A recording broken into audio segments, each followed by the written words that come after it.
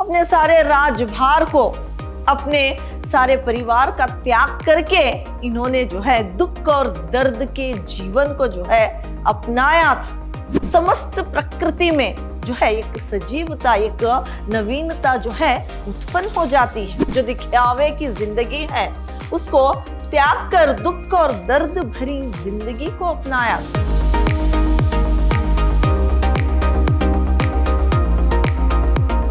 प्रणाम, मैं Rihanna S, अति उत्तम विद्याश्रम की हिंदी प्रवक्ता। मेरे 3rd सेमेस्टर के BCA के जितने भी विद्यार्थी हैं, आप सबका मेरी कक्षा में स्वागत है। मेरे प्रिय विद्यार्थियों, जो इस सेमेस्टर आपके लिए काव्य पराशर है, उसी के अंतर्गत जो आपके लिए आधुनिक काव्य है, जाग बेसुध जाग, यही कविता के बारे में आज मैं आपको जानकारी दूंगी। पहले हम इस काव्य की जो कवयित्री है महादेवी वर्मा जी, इनके बारे में संक्षिप्त में जानकारी हासिल करेंगे। महादेवी वर्मा जो छायावाद की सर्वश्रेष्ठ कवयित्री मानी जाती है। ये जो 4 स्तंभ है छायावाद के, उनमें से एक महादेवी वर्मा जी है। इनका जो जन्म है वो सन 1907 में हुआ। सन 1907 में फर्रुखाबाद में इनका जन्म हुआ। इनकी प्रमुख रचनाएं इस प्रकार है: निहार, नीरजा, संधिगीत, यामा आदि। इनकी मृत्यु जो है वो 11 दिसंबर 1987 में इनकी मृत्यु हुई। 11 दिसंबर 1987 में इनकी मृत्यु हुई।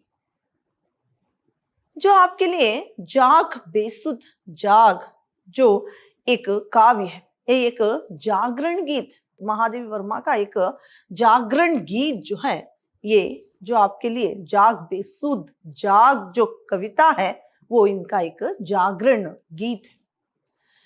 वर्तमान की हकीकतों से अनभिज्ञ होकर, वर्तमान की जो हकीकत है उससे जो है कवयित्री उस हकीकत को समझते हुए जो है यहाँ पर बेसुध पड़े हैं, जो लोग बेसुध पड़े हैं, उनको जगाने की एक चेष्टा इस कविता में की है। उन्होंने जगाने का एक जागरण गीत जो है, जगाने के लिए उन लोगों को जो बेसुध पड़े हुए हैं उनको जगाने का एक जागरण गीत जो है उसको यहाँ पर इन्होंने रचा है। और बुद्ध और कृष्ण की जिंदगी को मिसाल के तौर पर यहाँ पर सबके सामने रखते हुए एक जागरण गीत जो है इन्होंने लिखा है। यहाँ पर मिसाल के तौर पर जो है कृष्ण और गौतम बुद्ध को की जिंदगी को प्रस्तुत किया है।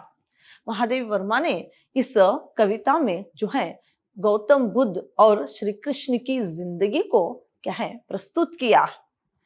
फिर प्रफुल्ल गुलाब के समान हंस उठने का वो अनुरोध कर रही है। रात बीत गई है, अब बेसुध सो पड़ना सही नहीं है। और जो खिलता हुआ हंसता हुआ जो गुलाब है, इस तरह से खिल उठना हंस उठने की बात करती है। यहाँ पर इस कविता में हंस उठने का वो अनुरोध भी जो है यहाँ पर कर रही है। और जो बेसुध पड़े हैं उनको क्या है जगाने का एक प्रयास भी ये एक गीत है, इसीलिए ये एक जागरण गीत है।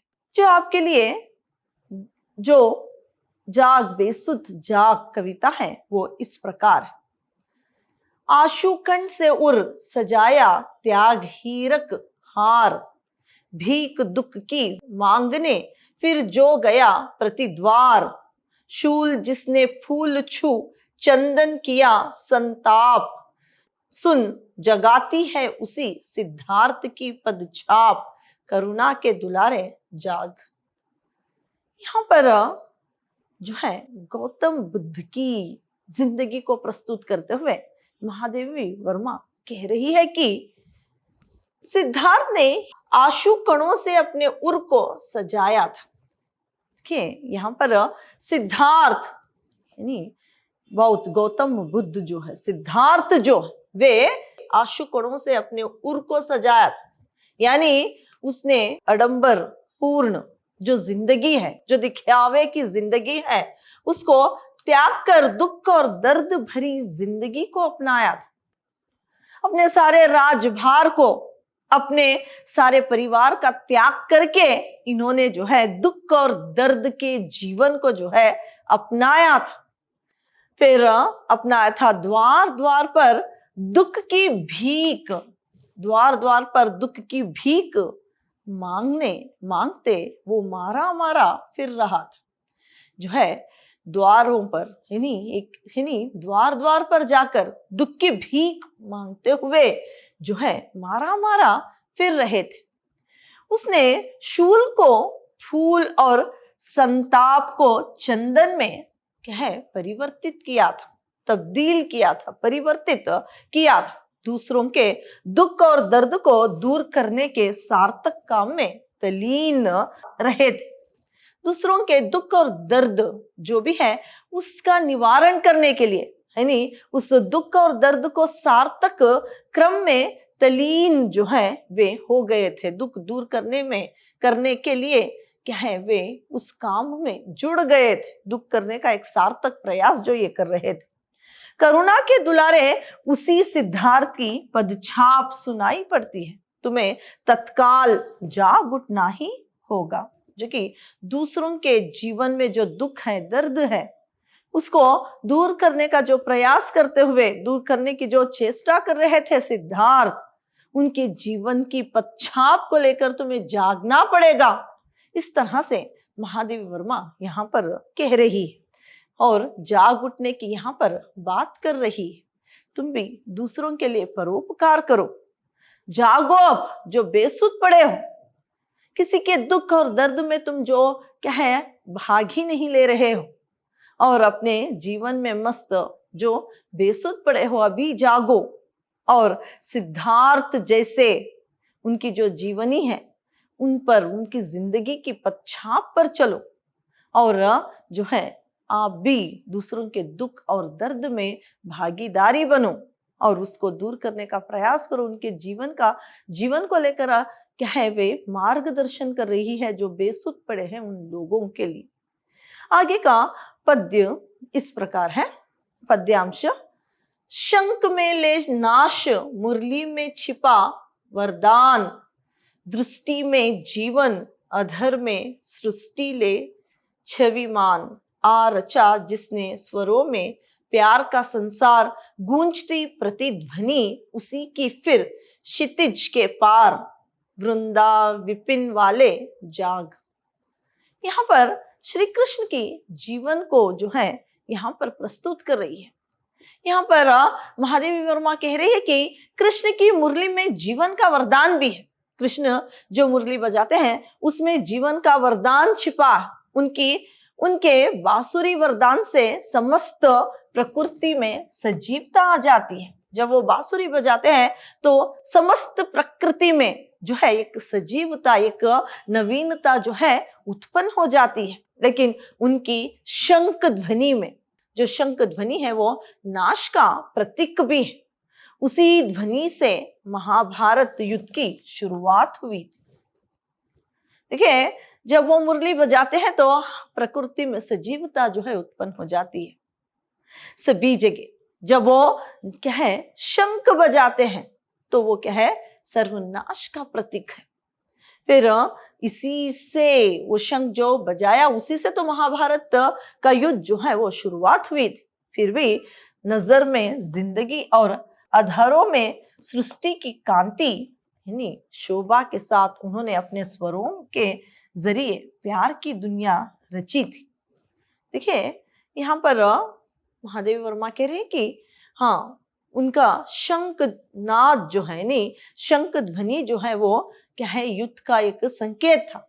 उनकी मुरली जो है जब बजाते तो वातावरण में क्या है प्रकृति में एक सजीवता आ जाती। लेकिन यहाँ पर वे बता रही है कि फिर भी नजर में जिंदगी और आधारों में सृष्टि की कांति यानी शोभा के साथ उन्होंने अपने स्वरों के जरिए प्यार की दुनिया रची थी। उनके स्वरों के जरिए जो है एक प्यार की दुनिया रची थी। उनके बांसुरी स्वर प्यार को ही इजहार करती है। उनके बांसुरी जो है वो स्वरों वो बांसुरी की स्वर जो है वो प्यार को ही इजहार करती है, यानी प्रकट करती है। उसी प्यार की अनुगूंज, अनुगूंज यानी प्रतिध्वनि क्षितिज के उस पार से गूंजती रहती है। उसी वृंदावन वाले फिर हमें जगा रहे हैं, इसीलिए जल्दी जाग उठ। जो वो प्यार की ध्वनि थी, तो वो कहे श्री कृष्ण की बांसुरी से जो कहे ध्वनि आती थी वो प्यार की ध्वनि है। वही वृंदावन वाले जगा रहे हैं, जो बेसुध पड़े हैं वो जाग उठे। इस तरह से यहाँ पर महादेवी वर्मा कह रही है। आगे का पद्यांश जो है वो इस प्रकार है। रात के पतहीन तम में मधुर जिसके श्वास, फैल भरते लघु कणों में भी असीम सुवास, कंटकों की सेज जिसकी आंसुओं का ताज, सुभाग हंस उठ उस प्रफुल्ल गुलाबी सा आज, बीती रजनी प्यारे जाग। यहाँ पर महादेवी वर्मा जो है वे गुलाब का उदाहरण देते हुए गुलाब के फूल का बता रही है कि जो जिस प्रफुल्ल गुलाब की सांस रात के पतहीन जो है वो तम में भी यानी अंधकार में भी जब राह नहीं दिखाई देती, लेकिन जो है मधुर रात में जो राह दिखाई नहीं देती, लघु कणों में भी असीम सुवास जो है सुगंध भर देता है। लेकिन जो रात के अंधकार में राह नहीं दिखाई देती, लेकिन जो फूल की सुगंध जो है वो जो है वहां पर सभी जगह सुवास जो है उसकी जो सुगंध है वो भर देती है। तो भर देती है जो आंसुओं का ताज पहनते हुए कंटकों की सेज में लेटा है। जो गुलाब के फूलों में फूल का जो पौधा है उसमें कांटे जो लगे होते हैं उसे सेज से जोड़ रही है महादेवी वर्मा कि यहाँ पर जो गुलाब की टहनी है उसमें बहुत सारे कांटे जो है लगे होते हैं। उस सेज पर सोया हुआ कांटों का ताज पहनकर जो गुलाब है उसे रात के अंधकार में भी वो सुगंध जो है चारों ओर फैलाता रहता है, उसकी खुशबू। तो यहाँ पर वो बता रही कि वही तुम्हें जगा रहा है, वही जो है तुम्हें जगा रहा है। रात बीत गई है, तुम्हें अब जागना ही होगा। अब जो है रात बीत चुकी है, अभी तुम क्या है जागो। अंधकार में भी अपना सुगंध फैलाने वाला जो गुलाब है, इस तरह से जो है तुम भी परोपकार के काम करो, जागो। जो बेसुध पड़े हो उठो, जागो। इस तरह से यहाँ पर महादेवी वर्मा कह रही है। गुलाब के फूल कंटकों के घेरे में है, ओस की बूंद उसमें अटकी रहती है, इसीलिए कवि ने कंटकों की सेज और आंसुओं के ताज की बात यहाँ पर करते हैं।